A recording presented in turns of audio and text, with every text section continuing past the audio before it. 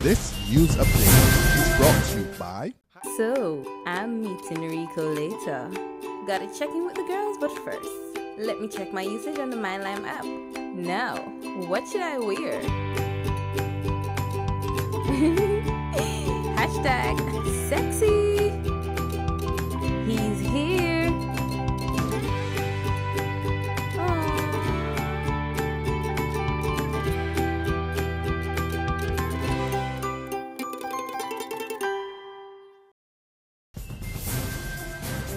This is the Barbados Today morning update for Monday, March 2nd, 2015. I'm Carol Williams. Police are today stoutly defending their response to a missing Caucasian woman within 24 hours of her leaving home. It comes on the heels of an unprecedented search that involved lawmen and hundreds of civilians. Since her return home on Saturday night, the woman's family has been tight-lipped, saying they need their privacy. However, in a written statement issued over the weekend, they said she'd spent the night disoriented and dehydrated in a cane field before she was able to find her way to a house in Moonshine, St. George. We get more on the police response from Editor-in-Chief Kamar Jordan. Hundreds of civilians, some on horseback, in SUVs and on motorbikes, were actively involved in Saturday's feverish search for 49-year-old Karen Harris.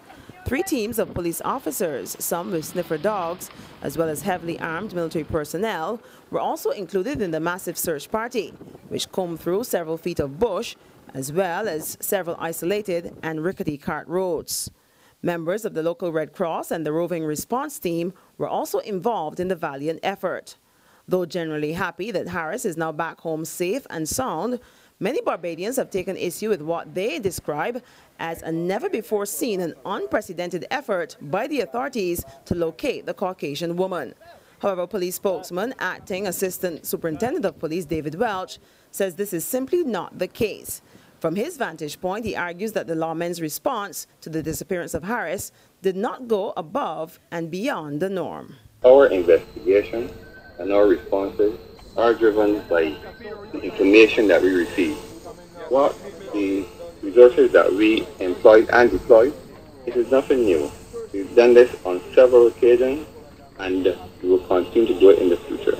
The magnitude that the civilians came out to assist is driven solely by the efforts of the family to search for their loved ones. We have in the past garnered the assistance of other civilians in looking for a person before.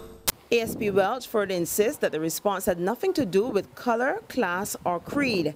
In fact, he tells Barbados Today that in a recent case involving 31-year-old Sydney Alpha Holford of 3rd Avenue Licorice Village in Mylor's Hill, St. Michael, who went missing in the area of Bell Gully, police had searched that area not once but twice, and with the level of deployment as the one used in Harris's case. We are impartial towards our investigations in terms of color, creed, etc.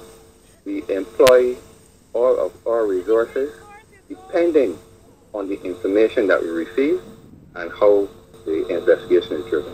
At the same time, the police PRO says it's a widely held myth that lawmen have to wait 24 hours before launching a search for a missing person. He explains that once a report is received, it is acted upon immediately. And in all cases of missing persons, police take the matter seriously until proven otherwise. Kamar Jordan reporting, Barbados Today. Meantime, a St. Michael mother is pleading for closure after the disappearance of a 31-year-old son 2 months ago. Signiato Alpha Holford left his 3rd Avenue Licorice Village, Mylor's Hill, home on January 14 to go to the nearby Bell Gully, but has not been seen since. But with hope gone that her son is still alive, Pamela is appealing for residents to join with the police to conduct a search for his body, similar to what was mounted this weekend. I went all in the gully searching myself, my cousin and me and another fella, and then I went with the police. And we still didn't find his body yet. You had a huge search that was undertaken for a woman that was reported missing. Did it bring it all back to you in terms of your son being missing? Yes, yes. I would like some people to help me, even if not from my neighborhood. I mean, other people out there to help me look for his body. because I wanted to put it to closure. You believe that he is no longer alive? No. If I say that I believe, I'll be lying to myself. And my belly don't tell me that he's alive. I would just like some help. People come in and help me search to look for his forms to put them to closure. A Guyanese national who reportedly went missing last Friday has been found. In a statement issued late last night, police said 42-year-old Carlton Blackman of Lodge Road, Christchurch, is back home safe. The operators of 2 Crompton Street, the city businesses, continue to count their losses after the properties were destroyed by fire yesterday. The blaze broke out just before 11 a.m., temporarily affecting activities staged on the third and final day of AgroFest at Queen's Park. The fire department responded with 18 officers and 3 water tenders, while about 10 police officers helped with traffic control and security. The blaze led to the temporary closure of the street to facilitate the firefighting efforts and to allow for the follow-up investigation. There is extensive damage to both buildings. The roof is completely destroyed and the floors have fallen in, so it's extensively damaged. I see a piece of a wooden structure over there. Was that a house or something like that? Was that occupied? They're basically two buildings, 2 businesses. The price of cooking gas has gone down. Effective midnight, residents began paying $15.83 less for the 100-pound cylinder at $157.72.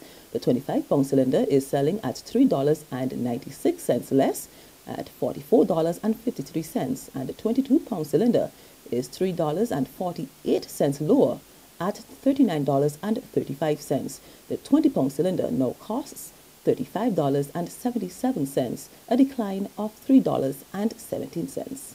There's regional and international news after this short break. It's time for AgroFest again. Come and enjoy the National Agricultural Exhibition on February 27th to March 1st at the historic Queen's Park.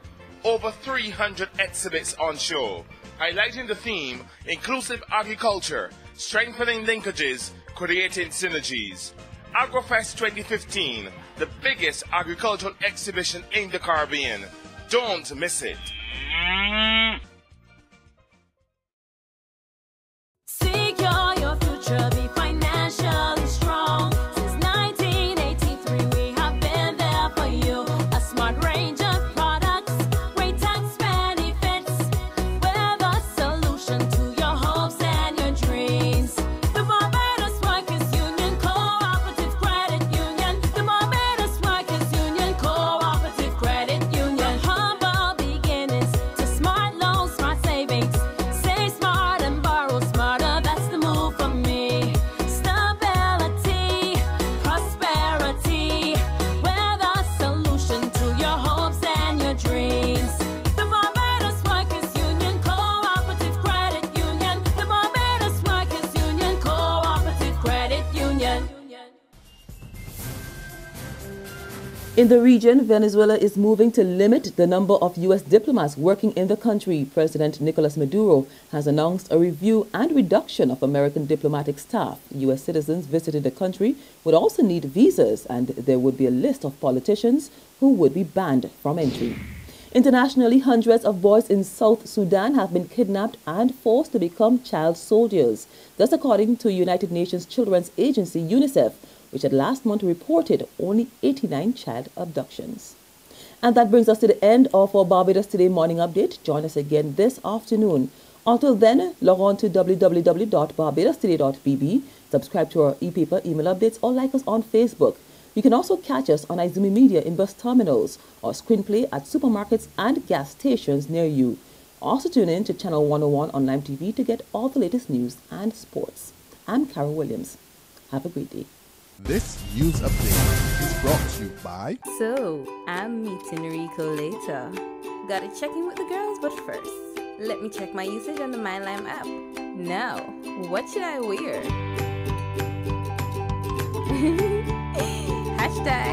#sexy.